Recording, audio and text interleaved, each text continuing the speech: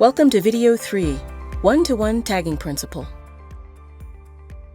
As you're learning this week, children must coordinate 3 principles for the one-to-one object counting process to work: stable order, one-to-one tagging, and cardinality.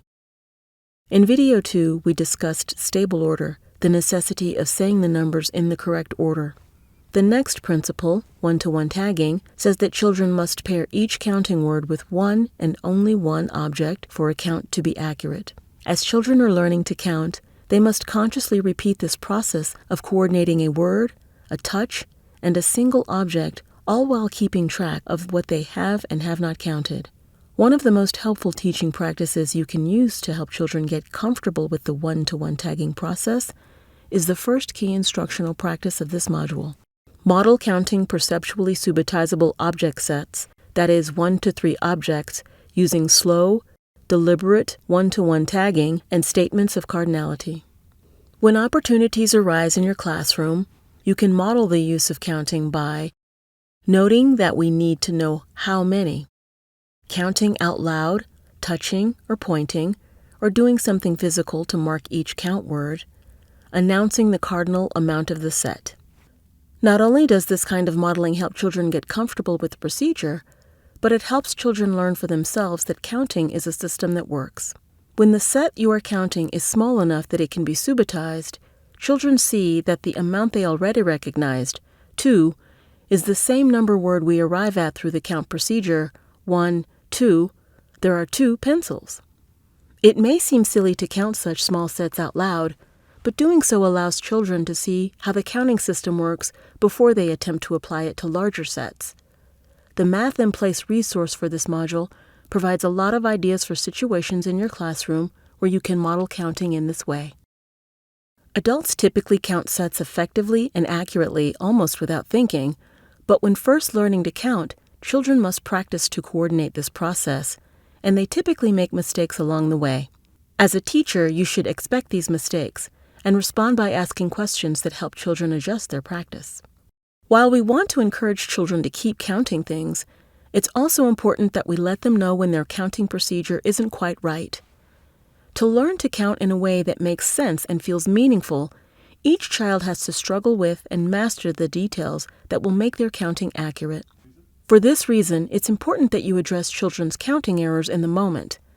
When you encourage children to use better procedures by saying, "Can you touch each one as you say the numbers?" or "How could we keep track of which ones we've counted?" you support children to develop their own strategies for managing the counting procedure. That's why the second meaningful counting practice is observe how children count, ask questions that encourage the use of counting skills and strategies, and address counting errors with individualized instruction. As children are learning, there are 3 ways that one-to-one tagging can often go wrong. First, children may skim. They may say the number words in the proper order and run their finger along a set of objects vaguely, without coordinating the words with the objects at all. This is actually a step in the right direction, as the children have determined that the count words are supposed to be paired with the set somehow, they just don't know how to do it yet. This kind of error is best remedied by the modeling of a slow, deliberate counting procedure of a small set. By drawing children's attention to the fact that one word is said for each object, and the fact that you stop using the counting words when you get to the last object, you can provide them with a key idea they will eventually be able to use. The second kind of one-to-one tagging error is coordination. Once children know they are supposed to pair each word with an object, they sometimes either double count a single object, or they miss an object, skipping over it. Either way, their count is not going to be accurate. Like the other types of errors, this is a common and predictable part of development. As children's understanding grows and they attempt more complicated counts, they struggle to keep all the parts of the procedure running smoothly. Supportive questioning and modeling are both good remedies for this error. Finally, children sometimes simply lose track of which items have been counted and which have not. It may not occur to a developing counter to move objects around or mark them to distinguish the already counted from the yet to be counted.